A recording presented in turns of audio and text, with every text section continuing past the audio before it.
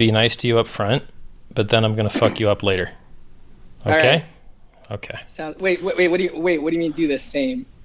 Well, I believe that the best way to have a productive discussion is to find consensus and agreement as much as possible first, and then transition into the backstabbing ad hominem, slippery slope, rhetorical bullshit. Sounds great. Okay. So I first heard about you when I was mining Zcash before it existed. And I thought the project was terrible, but I love mining. And I thought at the time that one of the only things that Bitcoin could use that it didn't have was real anonymity. And the idea of ZK snarks finding a home in the real world in implementation, I found very appealing. The reasons that I don't like that project and didn't then were it's a trusted setup and you can't trust it because there's no way for you to prove that they didn't keep the keys or have spyware or just make a funny video and do it as a practical fucking joke. There's no way for you to really tell. Furthermore, there's a 20% founder's tax, which they're going to tell you is 10%, but it's 10% on a very long time scale. It's 20% now. By the year 2100 something, it becomes 10%. So it's a 20% pre-mined shitcoin with undetectable inflation. You won't know when it's failed because you can't tell coins are being printed. The anonymity function, nobody even fucking uses. They just all use it in public, non-anonymous mode. What's interesting is, just to clarify that, what I think is interesting is that people often, they conflate those two things. The trusted setup is actually a different problem entirely from the fact that you cannot audit the money supply. Yep. So those are two very different, very, very terrible problems that it has. I agree completely. So I thought that it would be smart to get the benefits of the ZK snarks by forking it and not having the stupid tax. That's what I tried. thought that as well. So I was one of the first people to mine zclassic, which was your fork. Awesome.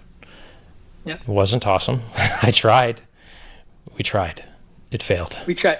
Well, so actually, here's the thing about zclassic. So just to sort of give you, this a little bit of the backstory on that. So I heard the same as you. I basically heard about Zcash. I went to a talk in San Francisco where Zuko was, presenting on it, and that's kind of how I found out about it. And I actually believed in my head, the thoughts that went through my head were like, oh my God, this could really become the future of money. And then I thought, okay, well, what have people done here? Basically, a small set of investors, right, have given themselves a 20% of this thing that could become the money supply. And I just kind of went crazy through my head. I was like, what if in the future, all of 20 people or maybe a small group of 50, 100 people that are invested in this Zcash just have 20% of all the money. Yep. And so I got really upset and spent about a week. And removing the founder's reward was really easy, but creating a new Genesis block for Zcash because it used a new kind of proof of work. So all of the other like altcoin recipes didn't really apply because the new proof of work. So I actually had to write code in order to mine a new Genesis block because it's actually it's like a little piece of trivia that whatever code Satoshi used to mine his Genesis block no longer exists also. So you have to rewrite that when you start with Bitcoin code. So anyway, that was a learning experience. I announced it to Bitcoin Talk, and there were some hiccups there because the difficulty was low, and somebody came in and mined a lot of blocks, and it was a lot of a learning experience in a lot of ways. But we did get a Genesis block mined, right? And actually, this experience is part of the reason why I'm so bullish on Bitcoin Cash.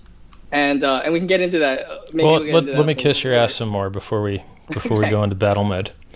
Sure. I think that you were also one of the first GPU miners, and I think you had written a blog post about a setup that you built with multiple GPUs in a single machine that was mining Bitcoin? Or am I misremembering this? No, I did. I posted a tweet of myself back in 2011. I actually had Shopping the cart. forethought. Yeah, when I was in Yeah. Fry's, I had the forethought of like, oh, you know what, this could be like a historic moment. Somebody, I handed my iPhone 3 to somebody in Fry's and got a picture taken while I was buying my GPUs for Bitcoin. So, but So yeah, that was. I definitely was not one of the first miners. I mean, 2011. So I mixed you up with a guy named MRB. I'm sorry. okay. So, any other nice things I can say? You're an MIT alumni, so you're super smart. Yeah. And I was talking about alternate proofs of work, and you referred me to some cool literature, which I appreciate. Oh yeah, that was cool. Yep, I appreciate that. Yeah, if you're reaching out if you want to understand how cryptocurrencies work, not that many people can help you. If you want to talk about the price, everyone's very happy to do it. So cryptocurrency is about 95% speculators and get rich quickers. Fucking maybe it's 30% libertarians too. Those numbers don't add up. You're gonna have to subtract the union, the crossover, and then some very small portion of actual blockchain engineers that can actually build shit. Which is why I remember when you were trying to fork it, you were reaching out for help because it was a hard problem at the time.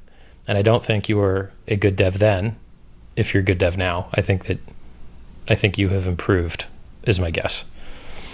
So Yeah, I was very very inexperienced at creating a coin. I mean, yeah, I was not good. I was not very familiar with the Bitcoin code base when I forked zcash to make zclassic, and I was reaching out to people for help, and I remember being actually like kind of like you're implying. I was actually shocked because no one will by help. the time or even could. Well, by the time there were maybe 2,000 people that were really enthusiastic about zclassic in the Slack group, that was around the time maybe like the one or two C++ developers with any clue at all were able to pitch in with anything.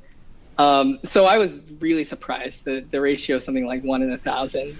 Yeah, I mean, you're probably lucky. Yeah. It would probably be less now because they're spread more thinly across more things. Yeah. So, I guess do you have any ass kissing of me you'd like to do? Yeah, sure. Fish, I mean, for some compliments here.